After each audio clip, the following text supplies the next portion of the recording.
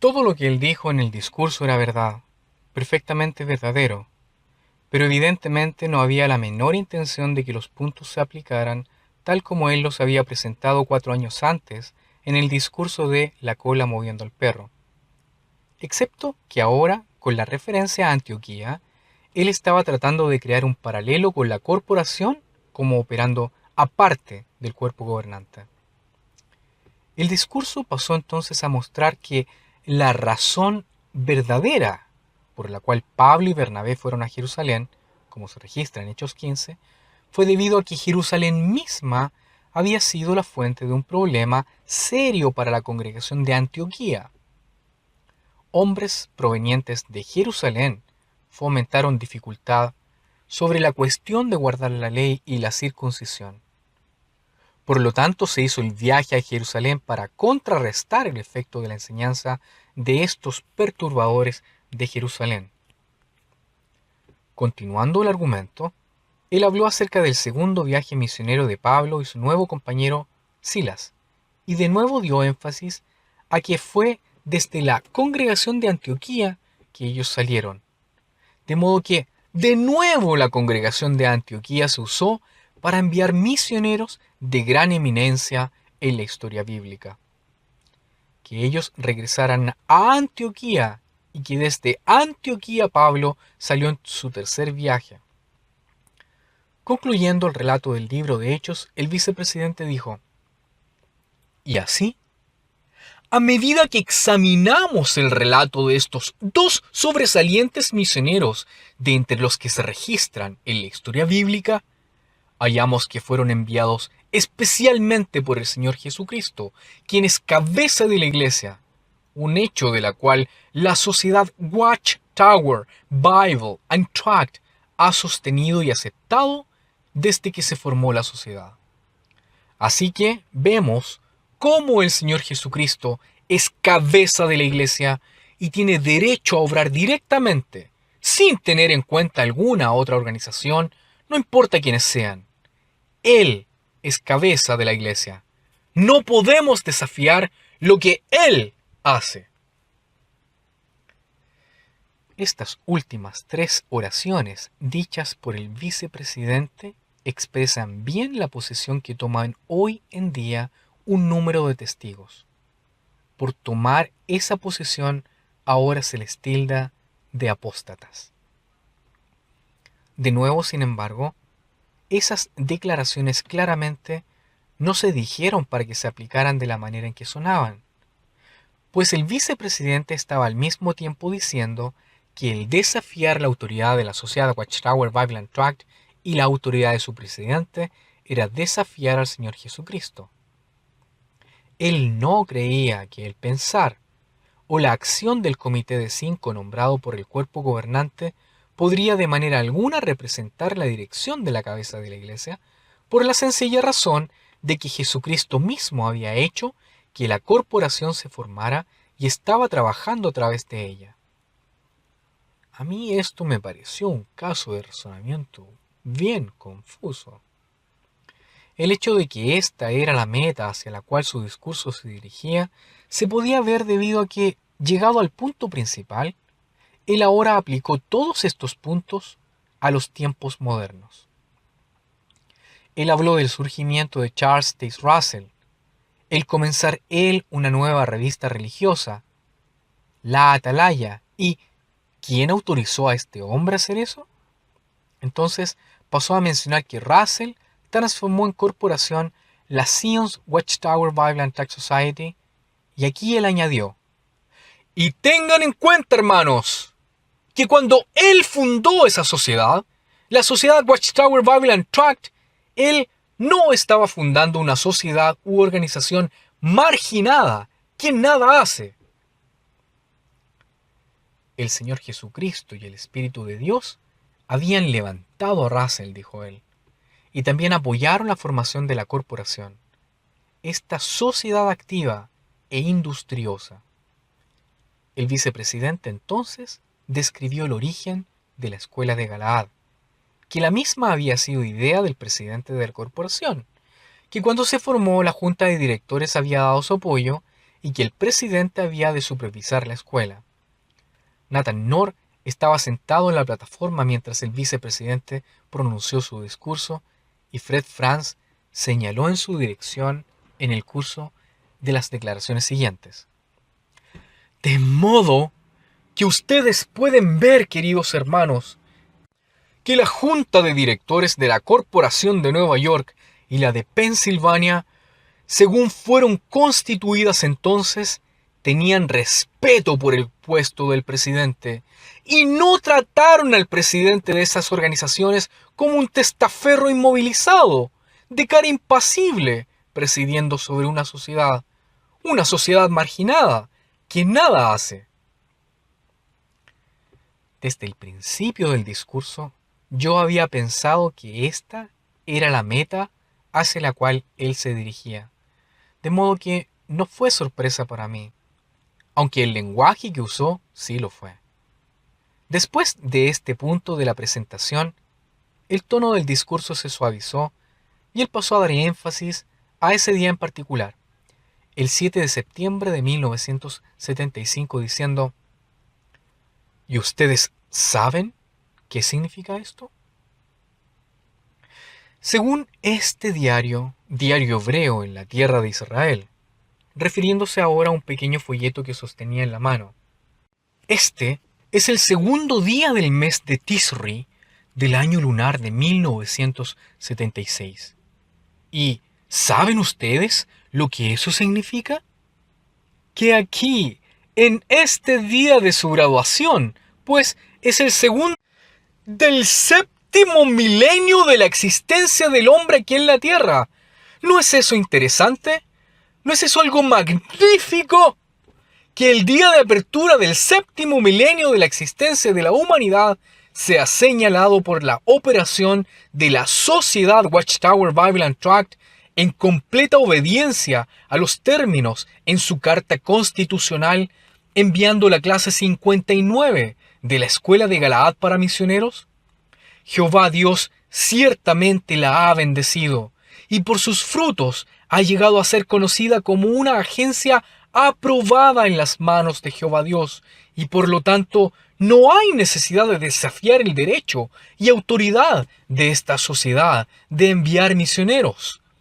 Y amigos, noten esto, que en la misma manera que Dios usó a la congregación de Antioquía para enviar dos de los misioneros más sobresalientes del primer siglo, Pablo y Bernabé, así, hoy Jehová Dios está usando a la Sociedad Watchtower Bible and Tract de Pensilvania en colaboración con la Corporación de Nueva York para enviar misioneros y están determinados a continuar este curso. Eso nos es algo muy, muy grato.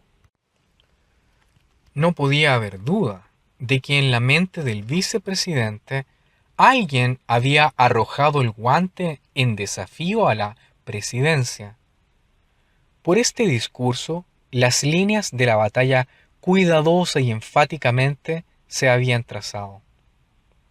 La corporación tenía su terreno soberano y era terreno prohibido para el cuerpo gobernante.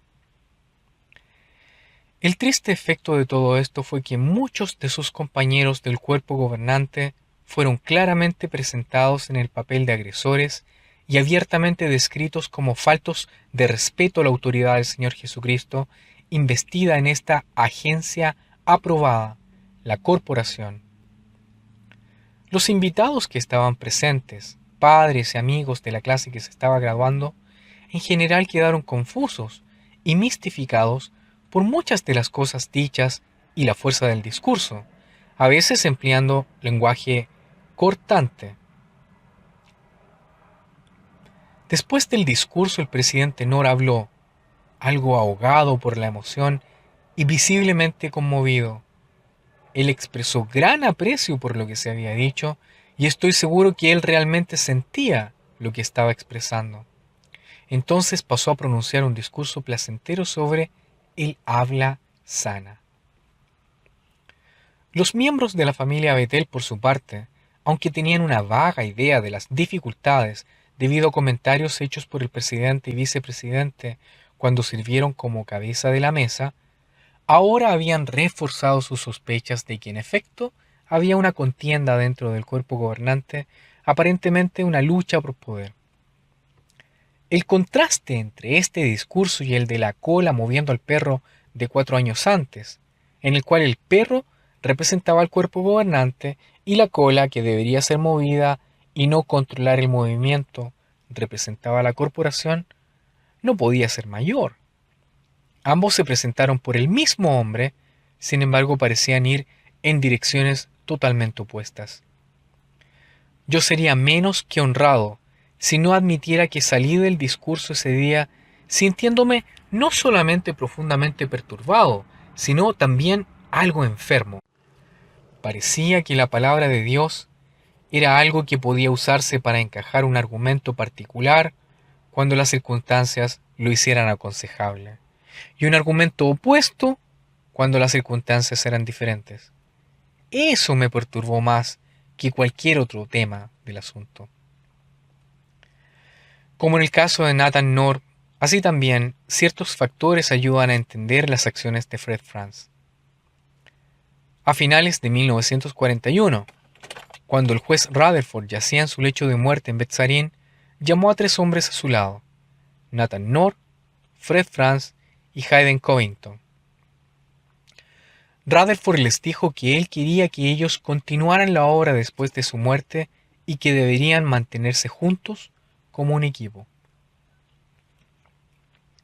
Esta acción hacía recordar el testamento del pastor Russell, aunque aquí se dio oralmente más bien que por escrito. Unos años más tarde, en 1961, al escribir el libro Santificado sea tu nombre, Fred Frantz usó alusión a esta ocasión al considerar el relato de la acción de Elías al pasar el manto profético en la traducción del Nuevo Mundo, la prenda de vestir oficial, a su sucesor Eliseo. Él presentó esto como un drama profético y declaró: Rutherford estaba enfermo, en cama, en un sitio de la costa del Pacífico, cuando los Estados Unidos de Norteamérica se lanzaron a la Segunda Guerra Mundial el 7 de diciembre de 1941. Se llamó a 2 hombres del resto ungido y a uno de las otras ovejas, para que vinieran de las oficinas centrales en Brooklyn y acudieran al lecho de Rutherford en la casa llamada Bet Sarim en San Diego, California. El 24 de diciembre de 1941, él dio a estos 3 sus instrucciones finales. Por años había estado esperando ver la resurrección de los fieles profetas, incluyendo a Elías y Eliseo, y su instalación como príncipes del reino en toda la tierra en el nuevo mundo de Dios. Pero el jueves 8 de enero de 1942, Rutherford murió a la edad de 72 años, como fiel testigo de Jehová Dios, completamente dedicado a los intereses del reino de Dios. Se había mostrado denodado en apoyo del lado de Jehová en el punto en disputa supremo sobre la dominación universal. Visto desde nuestro tiempo actual, parece que allí terminó la obra de Elías y había de ser sucedida por la obra de Eliseo. Era como el tiempo cuando Elías y Eliseo habían cruzado a la ribera oriental del río Jordán por medio de dividir las aguas y estaban caminando juntos, esperando que Elías fuera quitado. Eliseo vino a ser el heredero del manto de Elías que se le había desprendido. Con él iban sus poderes. Cuando el cuerpo gobernante consideró la reorganización propuesta, el vicepresidente hizo referencia directa a esta asignación de parte del agonizante juez Rutherford. No dudo que Fred Frantz considerara que en esta ocasión había tenido lugar cierta acción de transferir el mando. Como se ha dicho, Nathan Knorr sucedió a Rutherford a la presidencia. Knorr pidió a Hayden Covington, el abogado de gran estatura que defendió a los testigos de Jehová en muchos casos ante la Corte Suprema de los Estados Unidos, que sirviera como vicepresidente, esto a pesar del hecho de que Covington no profesaba entonces ser de la clase ungida. Esto demuestra que ni el juez Rutherford, ni inicialmente Knorr, consideraban que ser de los ungidos era esencial para dirigir la obra mundialmente. El propio testimonio de Covington, presentado durante el caso Walsh en Escocia, indica que no fue sino hasta que recibió alguna correspondencia unos años más tarde, preguntando si esto debía ser así, que él y Knorr hablaron de que él no era de los ungidos y Covington decidió que debería renunciar. Las relaciones entre los dos se deterioraron a medida que pasó el tiempo y Covington eventualmente salió del personal de las oficinas principales para ejercer como abogado en la práctica privada. Fred Frantz fue elegido como vicepresidente después de la dimisión de Covington en 1944. Aunque los tres herederos de la transferencia de responsabilidad en el hecho de muerte de Rutherford, la cual transferencia incidentalmente muestra que no había cuerpo gobernante en operación, ahora se habían reducido a dos. Evidentemente, todavía había un sentimiento definido de que estaba en vigor un papel especial en el cumplimiento de profecías. En 1978, en una convención grande o asamblea en Cincinnati, Ohio, cuando Fred Frantz, ya presidente de la sociedad, se le pidió hablar al auditorio de 30.000 personas acerca de la experiencia de su vida como testigo, él escogió dedicar gran parte del tiempo a considerar su relación con el ahora fallecido Nathan Knorr, particularmente dando énfasis a las palabras del lecho de muerte de Rutherford a ellos. Muy verdaderamente se puede decir que el discurso tomó el aspecto de un elogio a medida que Fred Frantz describió las cualidades de Knorr y dio énfasis a que él se mantuvo firme al lado de Knorr hasta el mismísimo fin, como el juez había instado y que estaba orgulloso de haberlo hecho. Quizás aún más iluminador con respecto a este punto de vista de estar con el manto puesto, fue una expresión que se hizo el mismo año, 1978, durante una sesión de lo que ahora era el comité de redacción del cuerpo gobernante. Estaban presentes Lyman Swingle, Lloyd Barry, Fred Frantz, Edward Chitty y yo. Se estaba escribiendo un comentario sobre la Carta de Santiago efectuado por Ed Dunlap, y Fred Frantz había pedido que se hiciera un ajuste sobre la consideración de Dunlap acerca de Santiago capítulo 3 versículo 1, donde el discípulo dice: «No muchos de ustedes deberían hacerse maestros, hermanos míos, sabiendo que recibiremos juicio más severo». El material de Dunlap que había preparado dijo que esto evidentemente era un aviso en contra de individuos no calificados que buscaban servir como maestros sencillamente por el deseo de prominencia. Fred Frantz pidió que se eliminara la mayor parte del material, pero no dio explicación particular por sus objeciones, excepto al preguntar por escrito: si Jesús dio algunos para ser maestros, ¿cuántos había de dar? Y ya que Jesús efectúa el dar, ¿cómo podría Santiago decir a los hombres: no muchos de ustedes debieran hacerse maestros? ¿Cómo fue que Santiago mismo llegó a ser maestro? Ya que se me había asignado superintender el proyecto de desarrollo del comentario en la reunión del comité, le pedí a Fred Frantz que aclarara su objeción y nos dirigiera exactamente lo que él pensaba que quería decir este texto. Él declaró que él creía que significaba que era la voluntad de Dios el que hubiera solo unos cuantos hombres en la entera congregación cristiana que correctamente pudieran ser llamados, comillas, maestros. Le pregunté que quiénes serían los tales en nuestro tiempo. Hablando muy calmadamente, su respuesta fue: bueno, yo creo que yo soy. Yo he estado aquí en las oficinas principales por más de 50 años y he estado envuelto en el campo de redacción e investigación durante la mayor parte de ese tiempo, de modo que creo que yo soy uno. Y hay algunos otros hermanos a través de la tierra que también lo son. Esta respuesta produjo una ocasión más, en que el efecto fue tan sorprendente que las palabras fueron en realidad grabadas en mi memoria como por fuego. Yo no fui el único testigo, ya que se pronunciaron delante de otros 3 miembros del comité de redacción.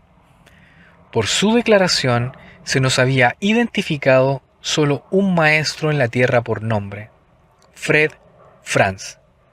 ¿Quiénes eran los otros? Se nos dejó para que especuláramos. Pero le dije a Lyman Swingle en más de una ocasión después de eso que lamentaba no haber continuado la consideración del asunto pidiéndole nombres de los otros maestros en nuestro tiempo. La razón es que la respuesta que él me dio me dejó momentáneamente sin habla.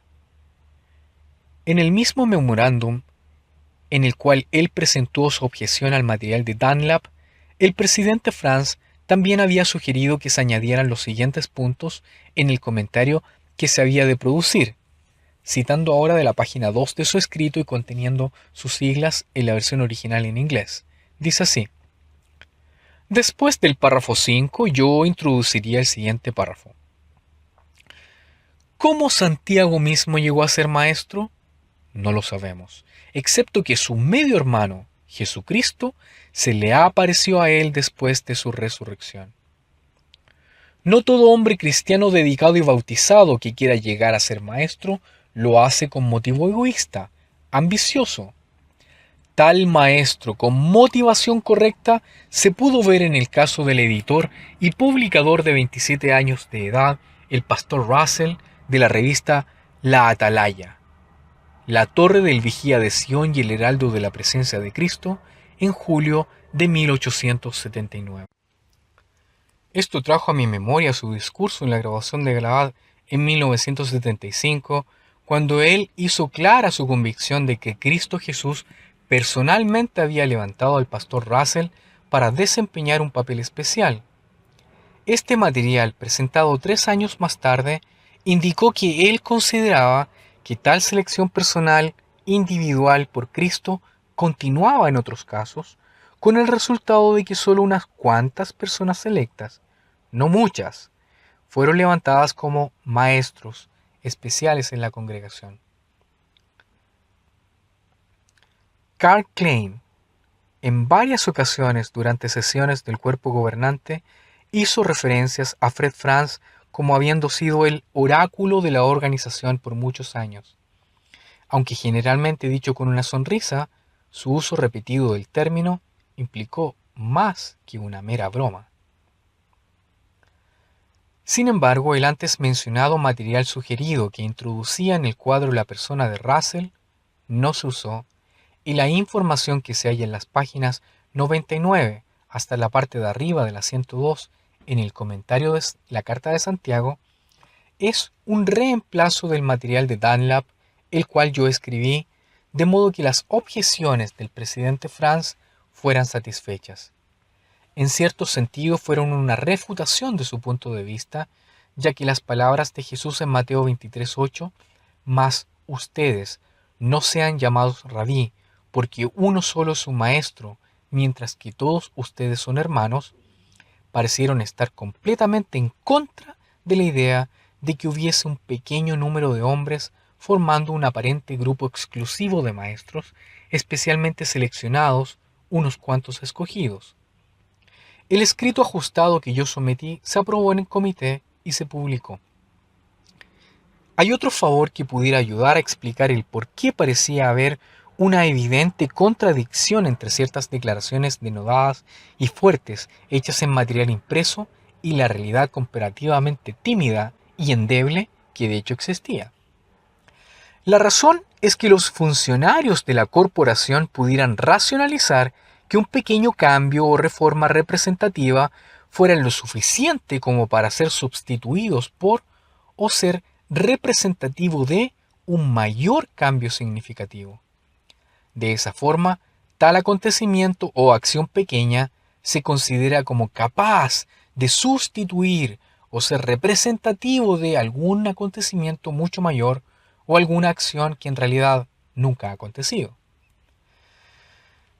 Como por ejemplo, el simple hecho de que en 1971 el presidente Knorr había decidido entregar su monopolio de la presidencia matutina de las mesas del comedor de Betel, compartiéndola con otros miembros de la junta de directores, y también permitirles que sirvieran sobre una base rotativa como presidentes de sesiones del cuerpo gobernante, se consideró como todo lo que hacía falta para demostrar que las corporaciones y sus oficiales estaban de hecho dirigidas por y en sujeción al cuerpo gobernante y que en efecto el perro sí estaba moviendo la cola. Ninguna otra acción tangible o cambio significativo había tenido lugar en la estructura de autoridad, ni se consideraba como necesario para cumplir el cuadro impresionante que se había presentado. El hecho de que Fred Frantz era capaz de ver los asuntos así parece evidente, particularmente debido a que, sorprendentemente, unos 20 años antes, allá en 1944, él había escrito artículos para la Atalaya que contenían todos los puntos básicos sobre ancianos y superintendentes que aparecieron en el libro Ayuda.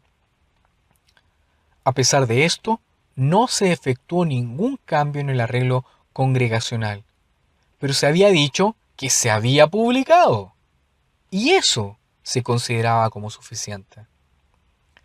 En estos artículos se presentó el año 1944 como un año marcado en la profecía bíblica, y esto principalmente debido a una enmienda que se había hecho por medio de la cual los derechos de votación en la corporación ya no se basarían en donaciones previas de $10. En vez de eso, un número máximo de 500 personas seleccionadas por la Junta de la Corporación serían los únicos con derecho a votar. Cualesquiera que asistió a una reunión anual de la Watchtower, donde las elecciones de directores se efectúan, sabe que es extremadamente rutinaria y que el votar es sencillamente una simple formalidad. La mayor parte de los miembros que votan no saben virtualmente nada acerca de las actividades internas de la organización y ni tienen influencia o control en cuanto a las normas y programas de la organización. La parte dedicada a asuntos oficiales en sí de la reunión generalmente no toma más de una hora. Entonces, todo termina hasta que pase otro año. Sin embargo, la adopción de esta enmienda en cuanto a miembros que votan se presentó en artículos en la Atalaya del 10 de junio de 1972, páginas 340 y 343. Este artículo fue escrito por Fred Frantz como una ocasión de tal significado y magnitud que llegó a ser un punto principal en la explicación de la profecía de Daniel, capítulo 8:14, con respecto a los 2300 días proféticos conectados con el poner el santuario en su condición apropiada. Dudo que un testigo entre 1000, si se le muestra hoy día este versículo, jamás lo asociaría con 1944 y la enmienda de la corporación que entonces se hizo. Sin embargo, hasta el día de hoy permanece como la explicación oficial de la profecía. Fue otro ejemplo de la habilidad de tomar una ocurrencia de relativamente menor efecto y entonces revestirla de valor simbólico como si fuera de gran importancia. El 15 de agosto de 1975, el Comité de 5 finalmente presentó sus hallazgos y recomendaciones. De gran parte del comité, yo preparé un documento de 45 páginas presentando las razones históricas y particularmente bíblicas para recomendar que la estructura básicamente monárquica debía cambiar. Más de 19 páginas delineando sistemas de comités del cuerpo gobernante para dirigir las diferentes zonas de actividad. El documento inicial que yo hice concluyó con este párrafo. Todas las consideraciones del Comité de 5 se han hecho con mucha oración y pensamiento cuidadoso. Sinceramente esperamos que el Espíritu de Dios haya sido una guía en los resultados y oramos que sean de alguna ayuda al cuerpo sin llegar a una decisión. Se espera que los ajustes recomendados, si se aprueban, contribuyan hacia una relación aún más placentera y pacífica entre los miembros del cuerpo gobernante, ayudando a eliminar la tensión que a veces ha salido a la superficie en nuestras reuniones. También se espera que los ajustes recomendados, si se aceptan, sirvan para enaltecer y hacer aún más prominente la jefatura de Cristo Jesús y el espíritu de hermandad genuina que se halla entre sus discípulos. Esas palabras expresaron mi esperanza y sentimientos sinceros. No podía ver cómo se pudieran considerar como un desafío a la dirección de Cristo Jesús sobre su congregación.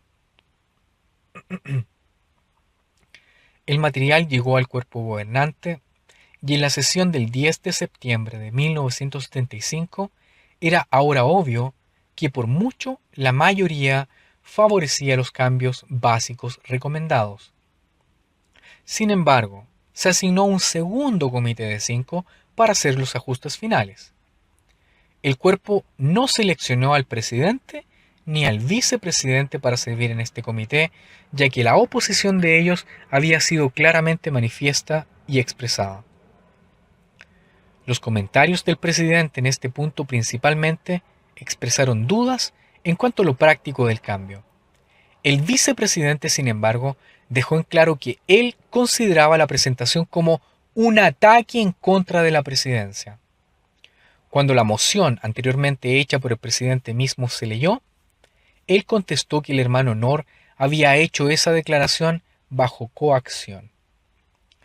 Lyman Swingle también se aferró diciendo que pensaba que todos los miembros del cuerpo gobernante respetaban al presidente y no lo consideraban como un testaferro inmovilizado de cara impasible de una sociedad marginada que nada hace, usando aquí el lenguaje del vicepresidente en la graduación. Él dio énfasis a que el presidente todavía podía usar su energía, ímpetu e iniciativa dentro del arreglo propuesto. Más tarde, en la consideración, el vicepresidente insistió que el documento del Comité de 5 hizo prácticamente lo que él dijo que se estaba haciendo. Él declaró que en la reunión anual su voto sería para que los poderes de la corporación continuaran como antes y dijo que su discurso en la graduación de Galaad se debió a un sentido de obligación de dejar que los hermanos supieran esto, de modo que no pensaran que se había efectuado un engaño para con ellos.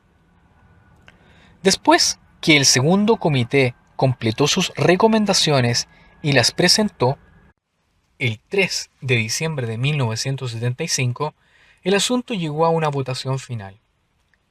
Nota al pie de página, quizá el cambio mayor a las recomendaciones del primer comité que el segundo comité hizo fue que, en adición a rotar la presidencia de cada uno de los propuestos comités del cuerpo gobernante, debería haber un coordinador permanente en cada comité. El que presidía la reunión pidió que se levantara la mano. Todos, menos 2, levantaron sus manos a favor de la moción para implementar las recomendaciones. Los 2 que no levantaron sus manos fueron el presidente y el vicepresidente de la corporación.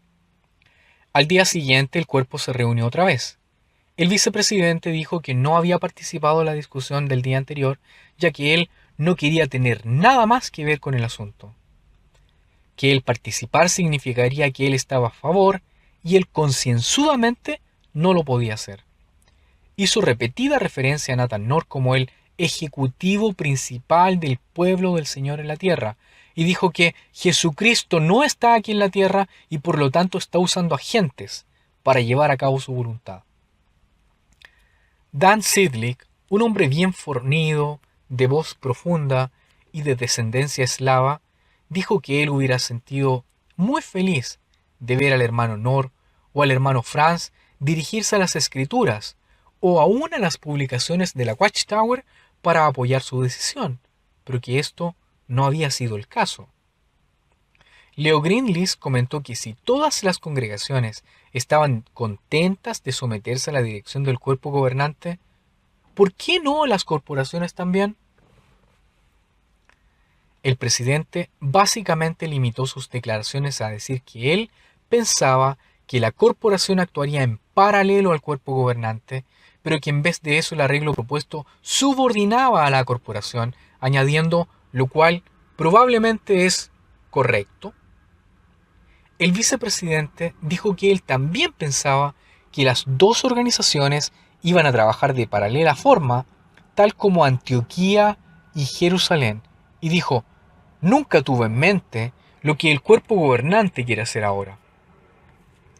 Era obvio que el presidente y el vicepresidente mantenían su oposición. Lloyd Barry, con su voz afectada y temblando de emoción, ahora les rogó a ellos que hicieran que el asunto fuera unánime, ya que era obvio que de todos modos, se llevaría a cabo. Se propuso otro voto y esta vez el presidente levantó su mano y el vicepresidente siguió su ejemplo. 4 años más tarde, en 1979, en una sesión del cuerpo gobernante, Fred Frantz, ya hecho presidente, declaró que su voto para el cambio en aquel entonces se hizo bajo coacción. En cierto sentido creo que esto era cierto. Cuando Nathan North cedió, Fred Frantz se sintió obligado a unirse a él. Él pasó a decir que no había estado a favor del cambio entonces y que desde ese punto en adelante él sencillamente había estado observando para ver lo que resultaría. Contraste la información anterior con la imagen idealista que las publicaciones de la Watchtower tratan de transmitir. Citando Isaías 60:17, donde Jehová da la promesa de sustituir bronce con oro, hierro con plata y nombrar a la paz como tus superintendentes y la justicia como los que te asignan tus tareas, la atalaya del 15 de marzo de 1990 contiene artículos que describen, comillas, mejoras progresivas y refinación continua en organización, como si los cambios organizativos hubieran llegado sin problemas en un ambiente de paz y armonía. Presentan la ficción de que un cuerpo gobernante estaba en operación durante toda la historia de la Watchtower. Como se ha demostrado, la realidad es muy diferente. Durante las primeras 7 décadas en la historia de la organización, nadie habló de o pensó en cuanto a un cuerpo gobernante. Russell había dispuesto que después de su muerte, comités se ocuparan de las cosas y compartieran autoridad y responsabilidades. Rutherford, eficazmente y sin demora, los eliminó y aplastó toda oposición, y por las 2 décadas siguientes autocráticamente ejerció control total como presidente de la corporación. Mientras que moderaba el ambiente existente, North mantuvo ese control total hasta que una clase de revolución de palacio le despojó el poder a la presidencia de la corporación. A partir de 1976, la autoridad pasó de ser localizada en un solo hombre a varios hombres, y después de casi medio siglo comenzaron a funcionar una vez más los comités. Este repetido cambiar de un lado al otro no encaja con la imagen de un proceso en armonía con mejoras progresivas y refinación continua. El libro Los Testigos de Jehová, Proclamadores del Reino de Dios de 1993, en su prefacio, comenta que otros ya han escrito acerca de los testigos de Jehová y dicen, aunque no siempre con imparcialidad.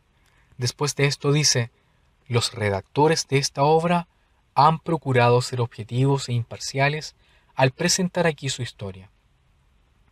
El libro entonces, en las páginas 108 y 109, describe la reestructuración en mayor escala de 1975 y 1976 de la administración como uno de los mayores reajustes de la organización de la historia moderna de los Testigos de Jehová. Véase la página 83 de este capítulo para leer el texto de dichas páginas. ¿Cómo de objetiva e imparcial es su presentación de este ajuste tan significativo? El cambio se presenta como si se hubiera alcanzado en armonía y paz. Si los redactores anónimos del libro hubieran ellos mismos sido ignorantes de los meses de agria lucha interna que precedieron ese cambio, por seguro que cada uno de los cientos de hombres y mujeres que eran miembros del personal de las oficinas principales en Brooklyn por entonces, y que escuchó las expresiones airadas del presidente en las discusiones de texto por la mañana, sabían que tal cambio no vino pacíficamente. De todos modos, los miembros del cuerpo gobernante conocían más íntimamente la intensidad de la lucha. A partir de 1993, cuando el libro de historia fue publicado, todos los miembros del cuerpo gobernante habían vivido personalmente por esa experiencia. Ellos sabían que el cambio de gobernar por un solo hombre a gobernar por un grupo fue alcanzado frente a oposición intensa e incluso cáustica por ambos, el presidente y el vicepresidente, y que la aprobación unánime del cambio, a la cual se refiere el libro de historia, solo se alcanzó porque estos dos hombres, Knorr y Fred Franz, se enfrentaron con una evidente derrota y por último capitulando a regañadientes y bajo coacción, como el vicepresidente mismo lo expresó. Toda franqueza en esta historia publicada se hace claramente conspicua a causa de su ausencia. Permitir que esta imagen ficticia de cambio pacífico y armonioso que fue publicada no habla bien de las normas de moralidad de ellos, que conocen lo que realmente aconteció. Hay un cuadro que aparece preparado en inglés por el segundo comité de 5 y muestra el arreglo que se puso en vigor el 1 de enero de 1976. John Booth, miembro del primer comité de 5 y en su vida temprana un agricultor de la parte norte del estado de Nueva York, un hombre apacible que pensaba profundamente, pero normalmente tenía dificultad en expresar bien esos pensamientos, pareció haber descrito de la mejor manera lo que ahora vino a ser el caso con la corporación. En una de las primeras reuniones del Comité de 5, él había dicho: una corporación es sencillamente una herramienta legal. Es como una pluma que está sobre el escritorio. Cuando quiero usar la pluma, la tomo en mi mano. Cuando termino, sencillamente la vuelvo a poner sobre el escritorio hasta que quiera usarla de nuevo. Esa llegó a ser ahora la posición de la Sociedad Watchtower Bible and Tract de Pensilvania y sus corporaciones subsidiarias. Inevitablemente, eso quiso decir que el poder de la presidencia quedó diezmado y virtualmente desapareció, ejerciendo ahora casi puramente una mera función legal. Cuando Nathan Knorr murió, el cuerpo gobernante consideró la cuestión de su sucesor. Los posibles candidatos eran el vicepresidente Franz y Milton Henschel, quien había trabajado en una asociación cercana con Knorr en la administración. Henschel hizo la moción de que Fred Franz fuera el presidente y eso fue aprobado unánimemente. Cuando llegó el momento de escoger el reemplazo de Knorr como coordinador del comité de publicación, Henschel parecía ser el sucesor lógico, pero Fred Franz, ya presidente de la corporación, habló a favor de Lloyd Barry. Las relaciones entre Knorr y Henschel se habían enfriado en años recientes y en una entrevista con el primer comité de 5, Knorr había dado a entender que él consideraba que Barry podía asumir el trabajo que él efectuaba, su trabajo presidencial, si fuera necesario. Evidentemente, Fred Franz consideró que eso era algo semejante a las instrucciones del lecho de muerte del juez Rutherford y consideró que alguna transferencia del manto a Barry era apropiada. Pero el voto del cuerpo nombró a Henschel al puesto. Un artículo en la revista Time informando de la elección de Fred Franz como el nuevo presidente declaró: aunque pocas personas conocen su nombre, él ha adquirido poder mayor que el Papa sobre 2.2 millones de almas alrededor del mundo. Apenas podía ser más incorrecta esa declaración. Hubiera sido cierta más o menos un año antes, pero el puesto de presidente, aunque todavía llevaba una medida de prestigio y prominencia, ya no era la base de poder por toda la tierra que había sido. Pocas personas fuera del cuerpo podían apreciar cuán drástico había sido el cambio que tuvo lugar. Si el presidente en efecto había tenido poder de alcance papal, aunque sin ninguno de los atavíos y pompa del papado, los superintendentes de sucursal habían sido el equivalente en dominio a los arzobispos, cada uno siendo el ministro presidente del cristianismo para el territorio al cual él había sido asignado. Aquí también alcanzó un cambio a medida que los comités de sucursales asumieron esta responsabilidad. En los años 1976 y 1977 trajeron algunos momentos placenteros. Un clima muy diferente parecía evidente en las oficinas de la sede central, un espíritu de mayor hermandad, franqueza e igualdad. Algunos lo compararon a la ventana que el Papa Juan XXIII había abierto en la Iglesia Católica para dejar entrar el aire fresco. Los nuevos comités del cuerpo gobernante pusieron en vigor varios cambios para mejorar las circunstancias de la vida en Betel, tanto en Brooklyn como entre las más de 90 sucursales. Se dio mayor consideración a las necesidades financieras de los tal llamados miembros comunes, a las necesidades especiales de las mujeres y aquellos que eran de más edad. Una serie de reuniones se llevó a cabo durante 1976 con hombres respetados y estimados en varias categorías. Representantes de las sucursales de alrededor del mundo fueron traídos. Entonces, representantes viajeros de todos los Estados Unidos. Finalmente, ancianos de congregación representando los diferentes sectores del país fueron invitados a Brooklyn. En todos los casos hubo cierta libertad de discusión y expresión que la mayoría halló que era refrescantemente diferente de cualquiera experimentada en el pasado. En el nivel congregacional, dudo que mucho de esto se percibiera, ya que las muchas sugerencias hechas por estos hombres invitados no se pusieron en vigor a grado mayor alguno. Aún así, muchos testigos expresaron aprecio de que, por lo menos por un tiempo, el material publicado dio énfasis más fuerte a la autoridad de las Escrituras y la jefatura de Jesucristo, a menos a la autoridad de una organización humana. En general sintieron que una manera de tratar los asuntos con mayor moderación, mayor equilibrio y con más compasión había sido implantada. Como lo declaró una testigo de muchos años: antes yo me sentía como que tenía que hacer las cosas. Ahora comienzo a sentirme como que quiero hacerlas. En cierta medida, las sesiones del cuerpo gobernante manifestaron esta atmósfera cambiada. El pasar del muy publicitado año 1975, sin la llegada esperada del jubileo milenario, indudablemente tuvo un efecto humillante, y el dogmatismo disminuyó de manera perceptiva.